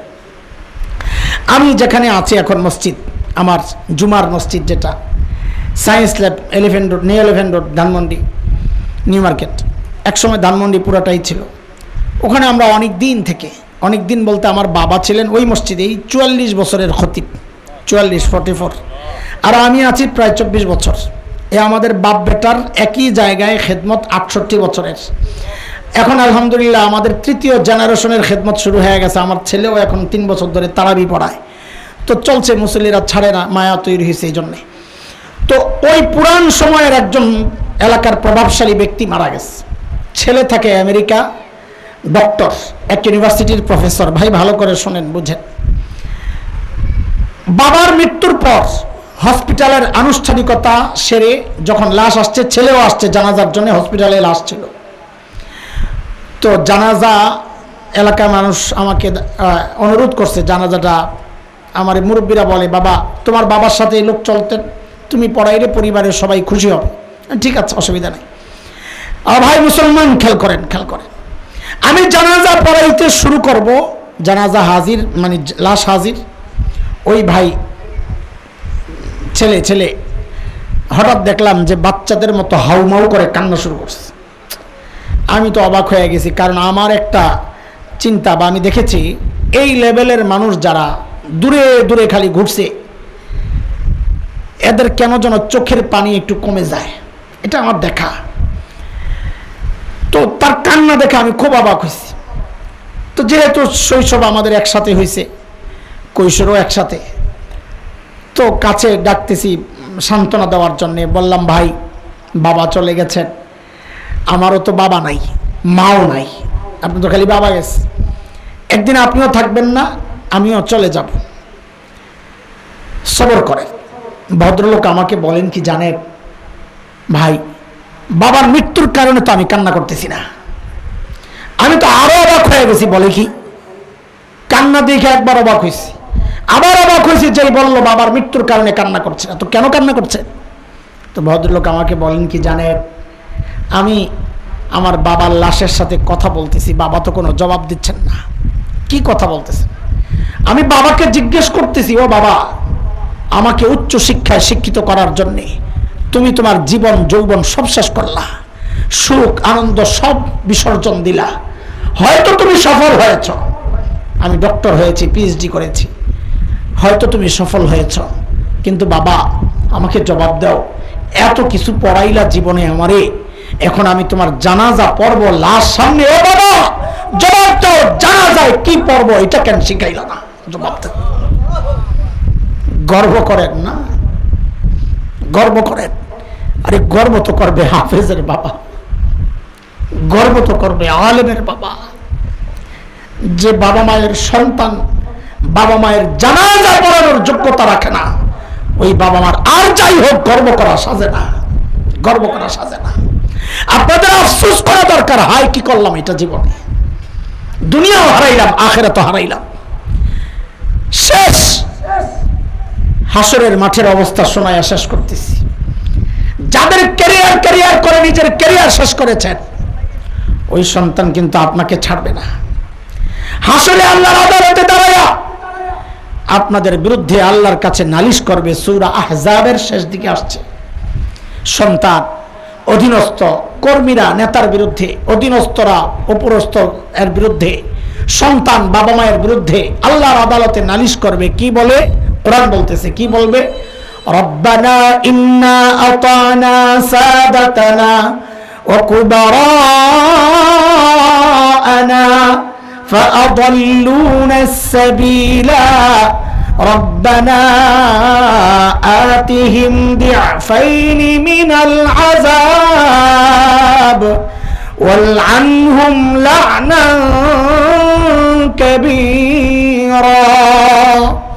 আল্লাহ, আমার বাবা মা, আমার মুরব্বী, আল্লাহ দুনিয়ায় তাদের কথা শুনেছি, তারা আমাকে বিপথে পাঠাইছে, বিপদগামী করেছে, পথভ্রষ্ট করেছে। ও আল্লাহ, আমি আপনার কাছে বিচার দিচ্ছি, আমি বিচার চাচ্ছি, আমি তাদের জন্য ডাবল শাস্তি চাই। কি শাস্তি? জোরে বলেন। ডাবল কেন? তাফসীর পরে বুঝেন, আগে এইভাবে বুঝেন। আমাকে খাওয়ানোর দায়িত্ব ছিল, খাওয়ায় নাই, এক অপরাধ। উল্টা বিষ খাওয়াইছে, আরেক অপরাধ। এবার তাফসীর বুঝেন। আমাকে দিন শেখানোর দায়িত্ব ছিল, শেখায় নাই, এক অপরাধ। উল্টা বদ্দিনী শিখায়া আমাকে নাস্তিকতার দিকে ঠেলে দিয়েছে, আরেক অপরাধ। আল্লাহ, এই কারণে আমি ডাবল শাস্তি চাই। এর পরের কথাটা আরো কষ্ট, আরো ভয়ঙ্কর। আমার খুব লাগেই আল্লাহর কাছে বান্দার সন্তান বলতেছে, আল্লাহ আপনি তো রহমান রহিম, বান্দার চেঁচামেচি কান্নাকাটি দেখলে যদি আপনার আবার মায়া লেগে যায়, আপনি তো ছেড়ে দিবেন। আল্লাহ, দুনিয়ায় যারা আমার উপর দয়া মায়া করে নাই, আজকে তাদের জন্য আপনার কাছ থেকে কোনো মায়া আমি চাই না। তো কি চাও? তো সন্তানকে দিয়ে আল্লাহ বলাচ্ছেন, কি চাও? তো সন্তান বলতেছে, ওয়াল আনহুম লানান কাবীরা, এদেরকে আপনার রহমত থেকে দূরে, বহু দূরে সরায় দেন। আরে আরে, যেই সন্তান বলার কথা রব্বির হামহুমা কামা রব্বায়ানি সগীরা, ওই সন্তান আল্লাহর আদালতে নালিশ দিয়া বলতেছে ওয়াল আনহুম লানান কাবীরা, রহমতের দোয়া করার কথা, সেখানে উল্টা করতেছে, লানত দিতেছে। তারপরেও মনে মনে ভাবতেছেন, আপনারাই জিতে গেছেন, আমরা মৌলবীরাই ঠকে গেছি। ভাবতে থাকেন, ভাবতে থাকেন। আমি দায়িত্ব নিয়ে হওয়ার করে বলছি, আমরা দুনিয়া তো ঠকি নাই, ঠকবো না আখিরাতে ইনশাআল্লাহ। যারা সন্তানকে দিন শেখাচ্ছেন না, দুনিয়াতেও ঠকেছেন, ঠকবেন আখিরাতেও। আল্লাহ বাঁচায় দেখ। আমিন বলেন, আমিন বলেন, আমিন বলেন। আমার কথা শেষ। এই জন্য যদি ঠকতে না চাই, সময় আছে। সন্তানকে আপনি ইঞ্জিনিয়ার বানান, আমি মানা করছি না। আপনি ডাক্তার বানান, আমি মানা করছি না। কিন্তু তাকে দিনের বেসিক জ্ঞানটা একটু দিয়ে দিয়ে, যেন ইঞ্জিনিয়ার হয়ে আসে, বাঁশের জায়গায়, রডের জায়গায় বাঁশ না ঢুকায়। যেন ডাক্তার হয়ে টেস্টের নামে রোগীর জবে না করে। কথা বলেন না কেন? দিন নাই, দিন নাই। সন্তান বাবাকে আদালতে উঠাইছে, মাকে আদালতে উঠাইছে, উঠায় নাই মেয়েটা কদিন আগে, দেখেন নাই? মেয়ে সাভারে সমকামী মেয়ে পার্টনারকে নিয়ে বাসায় আসে, বাবা রাজি না, এই জন্য দুইজন মিল্লা বাবারে হত্যা করছে। দেখেন নাই কেন? এগুলা শিক্ষার সমস্যা না, দিন নাই, দিন নাই কি নাই। আপনি ডাক্তার বানেন, আমার কি? আরে ভাই, আপনি ডাক্তার না বানাইলে আমার চিকিৎসা কে করবে? আপনি আপনার সন্তানকে ইঞ্জিনিয়ার না বানাইলে আমার মাদ্রাসার বিল্ডিং মসজিদ কে বানাবে? মানা করছি না, আমি তাচ্ছিল্য করছি না। আপনাদের কাছে আমাদের হৃদয়ের আকুতি হচ্ছে যা ইচ্ছা বানান, কিন্তু একটু খেয়াল রেখেন, নিজের দুনিয়াও বরবাদ করেন না, নিজের আখিরাতও বরবাদ করেন না। আল্লাহ আমাদেরকে তৌফিক দান করেন। এই যে বলছিলাম মাদ্রাসা কি জিনিস, এই যে মাদ্রাসা এই জিনিস। মাদ্রাসা যেখানে বাবা মা তার নিজের সন্তানকেও জিতায়া দেয়, নিজেও জিতে যায়। এই জিতার জায়গা ঠিকানা হচ্ছে মাদ্রাসা। দুনিয়াও জিতে, আখিরাতেও জিতবে ইনশাআল্লাহ। আল্লাহ যে মাদ্রাসার দিকে সুন্দর আয়োজন, আল্লাহ মাদ্রাসাকে কবুল করেন। আপনাদের কাছে আমাদের 5টা ওয়াদা চাই। 5টা ওয়াদা দিবেননি? 5টা ওয়াদা দিবেননি ইনশাআল্লাহ? কে কে দিবেন দেখি তো, একটু হাত দেখেন ইনশাআল্লাহ। বলেন ইনশাআল্লাহ বলেন। আল্লাহ তুমি সহজ করে দাও, হাত নামান। এই যে যা বললাম, যদি একটু হৃদয়ে দাগ কেটে থাকে তাহলে এখান থেকে প্রতিজ্ঞা করে যান, আমি আমার সন্তান পরিবার সবাই মিলে শুদ্ধ কোরআন শিখব ইনশাআল্লাহ। পরে বলেন, আগে কথাটা বলেন, শুদ্ধ কোরআন, সবাই শুদ্ধ কোরআন ইনশাআল্লাহ বলেন। 1 নম্বর কি? 1 নম্বর ওয়াদা শুদ্ধ কোরআন সবাই। 2 নম্বর নিয়মিত কোরআন পড়ব ইনশাআল্লাহ। আশ্চর্য লাগে জানেন, আশ্চর্য লাগে, আমার খুব অবাক লাগে। ঘরকে ঘর এমন আছে যেখানে, যেই ঘরের মধ্যে একদিন একটু আল্লাহর কালামের তিলাওয়াত হয় না। আরে আমি বলি, ও ভাই, ওই ঘরে ঘুমান কেমনে যেই ঘরে আল্লাহর কালামের তিলাওয়াত হয় না? আপনাকে কলিজায় মানায় কেমনে? এই জন্য প্রত্যেকটা ঘরে যদি আল্লাহর রহমত চান, নিয়মিত তিলাওয়াত করবো ইনশাআল্লাহ। তার আগে শুদ্ধ তিলাওয়াত শিখবো ইনশাআল্লাহ। 2 নম্বর তিলাওয়াত করব। 3 নম্বর কোরআন অনুযায়ী চলবো, মানে দিন শিখবো এবং দিন মানবো। ঠিক আছে? কটা গেল? 3টা। শুদ্ধ তিলাওয়াত শিখবো, নিয়মিত তিলাওয়াত করব, দিনের উপর কোরআনের উপর চলবো। 4 নম্বর কোরআন ওয়ালাদেরকে ভালোবাসবো ইনশাআল্লাহ। কোরআন ওয়ালা কারা? আলেম ওলামা। আলেম ওলামার দিকে দেখলে দেখবেন মাঝে মাঝে মেজাজ খারাপ হয়। ও হুজুররা কি একটা অবস্থা। দেখেন কেন মেজাজ খারাপ হয় কেন? কারণ আপনি দেখেন যখন, তখন আপনার রাজনীতির চশমাটা লাগাইয়া দেখেন, তখন দেখেন যে হুজুরকা একটা আমার নেতায় কয়, আরেকটা তো লাগে গন্ডগোল। আলেমের দিকে তাকাইতে হবে ইমানের চশমা লাগাইয়া। বলেন, আলেমের দিকে তাকাতে হবে, তো দেখবেন তখন মহব্বত। হায়, হুজুররা এত কষ্ট করতেছে দিনের জন্য, তাদের এত অবদান। আপনি যদি রাজনীতির চশমা লাগাইয়া দেখেন, কোনো আলেম আপনার পছন্দ হবে না, কারণ সব আলেমই দেখবেন আপনার নেতার বিরুদ্ধে কথা কয়। ঠিক নেই? কথা বলেন না? এই জন্য আলেমের দিকে তাকাবো কোন চশমা দিয়া? ইমানি চশমা দিয়া। বলেন, কোন চশমা দিয়া? তা কোরআনওয়ালাদেরকে ভালোবাসবো। 5 নম্বর কোরআনী প্রতিষ্ঠান যেখানেই পাব, সেই প্রতিষ্ঠানের পাশে সহযোগী হয়ে দাঁড়ায়া যাবো ইনশাআল্লাহ। ঠিক আছে ইনশাআল্লাহ। আল্লাহুম্মা সাল্লি আলা সাইয়্যিদিনা মুহাম্মাদিন আবদিকা ওয়া রাসূলিক ওয়া সাল্লি আলাল মুমিনিনা ওয়াল মুমিনাতি ওয়াল মুসলিমিনা ওয়াল মুসলিমাত। রব্বানা যালামনা আনফুসানা ওয়া ইল্লাম তাগফির লানা ওয়া তারহামনা লানাকুনান্না মিনাল খাসিরিন। আয় রব্বুল আলামিন, আল্লাহ, লম্বা সময় থেকে দ্বীনের কথা শুনেছি গো মালিক। কোরআন আল কারীমের তিলাওয়াত হয়েছে, দুরূদ ও সালাম পাঠ করেছি গো মালিক। ভুলগুলো ক্ষমা করে আমলগুলোকে কবুল ও মঞ্জুর করে নেন রব্বুল আলামিন। আয় আল্লাহ, কোটি কোটি গুণ সওয়াব বাড়াইয়া এই আমলের ওসিলায় আমাদের আপনজন, দাদা দাদি, নানা নানি, শ্বশুর শাশুড়ি, আত্মীয় স্বজন, পাড়া প্রতিবেশী, ভাই ব্রাদার, ইমানের সাথে যারা কবরে শুয়ে আছেন গো মালিক, সকলের কবরকে জান্নাতের টুকরা বানায়া দেন আল্লাহ। খাস করে মালিক, আমাদের যাদের মা নাই, বাবা নাই, আল্লাহ কবরে কি অবস্থায় আছেন জানি না গো মালিক। ওই মা বাবার ওসিলায় আপনাকে সেজদা করি, ওই মা বাবার ওসিলায় আপনার কালামের তিলাওয়াত করি আল্লাহ। যে মা বাবার ওসিলায় আপনাকে চিনলাম, ওই মা বাবা কবরে শুয়ে আছেন গো মালিক, আমাদের সকলের মা বাবার কবরকে জান্নাতের টুকরা বানায় দেন আল্লাহ। আয় মালিক, যারা বেঁচে আছেন তাদেরকে সুস্থ সুন্দর ঈমানি জিন্দেগি দান করেন আল্লাহ। আমাদের সন্তানদেরকে ঈমানি জিন্দেগি দান করেন আল্লাহ, ওয়ালা নেককার বানায়া দেন। আমাদের বিরুদ্ধে যেন অভিযোগকারী না হয়, আমাদের জন্য সুপারিশকারী বানায়া দেন আল্লাহ। আল্লাহ তাদেরকে যোগ্য বানায়া দেন আল্লাহ। দুনিয়ার সমস্ত শয়তানি থেকে তাদেরকে হেফাজত করেন আল্লাহ। আয় মালিক, যে মাদ্রাসার উদ্যোগে সুন্দর আয়োজন, আল্লাহ এই মাদ্রাসাটাকে আপনি কবুল করেন। মাদ্রাসার সমস্ত জরুরতকে আপনার কুদরতি হাতে মিটায়া দেন আল্লাহ। মাদ্রাসার ছাত্রদের লেখাপড়ায় বারাকা দান করেন আল্লাহ। আয় মালিক, এলাকাবাসীর দিলের মধ্যে মাদ্রাসার মোহাব্বত আপনি বসায়া দেন আল্লাহ। আয় আল্লাহ, আমাদের মধ্যে যারা অসুস্থ আপনি সুস্থতার নিয়ামত দিয়ে দেন। আয় আল্লাহ, অনেকের ঋণগ্রস্ত, ঋণ থেকে মুক্ত করে দেন। আয় মালিক, যে সমস্ত ঘরে পারিবারিক কলহ চলছে, অশান্তির আগুন দাউ দাউ করে জ্বলছে, ওই ঘরগুলোকে আপনার রহমতের চাদরে ঢেকে দেন আল্লাহ। রব্বুল আলামিন জিন্দেগীর সমস্ত নেক আমালগুলোকে কবুল ও মঞ্জুর করে নেন আল্লাহ। জিন্দেগীর সমস্ত গুনাহ খাতা মাফ করে দেন আল্লাহ। বাংলাদেশকে দেশি বিদেশি সব চক্রান্ত থেকে আল্লাহ আপনি হেফাজত করেন আল্লাহ। সারা দুনিয়ার মুসলমানদেরকে হেফাজত করেন আল্লাহ। ওয়া সাল্লাল্লাহু আলা সাইয়্যিদিনা মুহাম্মদ ওয়া আলিহি ওয়া সাহবিহি আজমাইন। সুবহানা রাব্বিকা রব্বিল ইজ্জাতি আম্মা ইয়াসিফুন ওয়া সালামুন আলাল মুরসালিন ওয়ালহামদুলিল্লাহি রাব্বিল আলামিন। ওয়া আলাইকুমুস সালাম ওয়া রাহমাতুল্লাহ।